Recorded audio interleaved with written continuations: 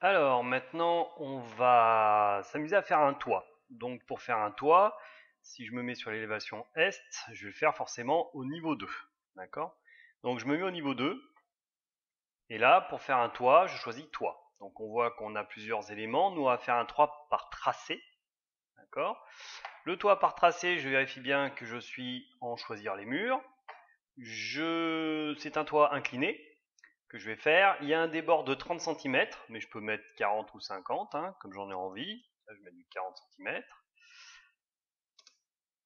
Ensuite, je commence au niveau 2, je choisis mon style de toit en verre, toit de base. Je vais faire un toit de base, je pourrais faire un toit en verre.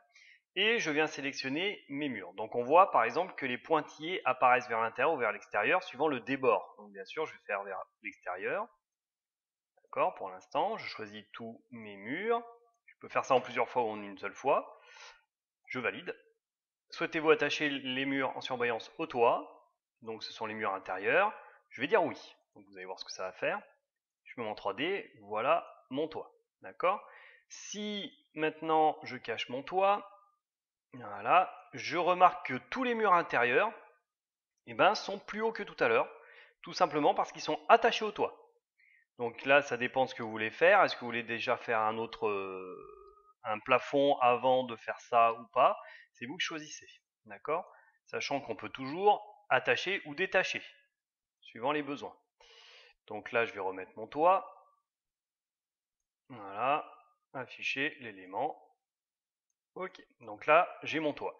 Moi, par exemple, j'ai pas envie que ce toit soit comme ça. Je clique sur mon toit, je modifie le tracé, je reviens sur le niveau 2. Et là, si je viens cliquer sur chaque élément, je peux changer l'angle d'inclinaison et je peux aussi définir si je veux une inclinaison ou pas. Donc imaginons que sur l'avant et l'arrière, je ne veux pas d'inclinaison. Je désélectionne ici, je viens derrière, je désélectionne là, je valide. Et là en 3D, je me rends compte que sur l'avant, il n'y a plus d'inclinaison, donc j'ai un mur droit, et sur l'arrière aussi. Simplement, mes murs ne sont pas attachés. Et bah pour les attacher, je clique sur le mur, et je dis attacher haut, bas par rapport à mon toit, je clique dessus, et voilà, ça attache. Donc, vous voyez, ça peut être excessivement simple, ça peut devenir aussi très compliqué s'il y a des problèmes. Attacher au bas à ici. D'accord? Voilà. Donc voilà pour faire un toit. Si maintenant par exemple j'ai envie de m'amuser sur ce toit là, on va essayer. Donc je me remets sur le niveau 2. Et je dis que celui-là, je ne veux pas d'inclinaison. On va bien voir ce qu'il va me faire.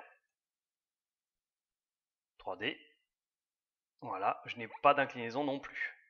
D'accord?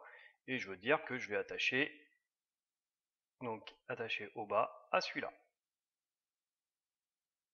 Et là vous voyez que les problèmes commencent. D'accord? Donc on se rend bien évidemment compte que ça peut devenir très vite compliqué.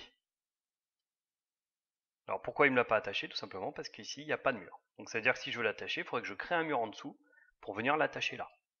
D'accord? Donc on va revenir. Il faut que je crée un petit bout de mur en dessous pour venir, mais sinon moi j'ai envie de retrouver ma pente. Donc je reviens ici, je reviens au niveau 2, je clique ici, je veux une inclinaison, je valide. Et en 3D, qu'est-ce que ça donne? Voilà, on retrouve mon inclinaison. D'accord? Donc voilà pour faire des toits, en tout cas en pente. Les autres toits sont des fois plus compliqués, sauf le toit plat. Donc on verra ça un peu plus tard.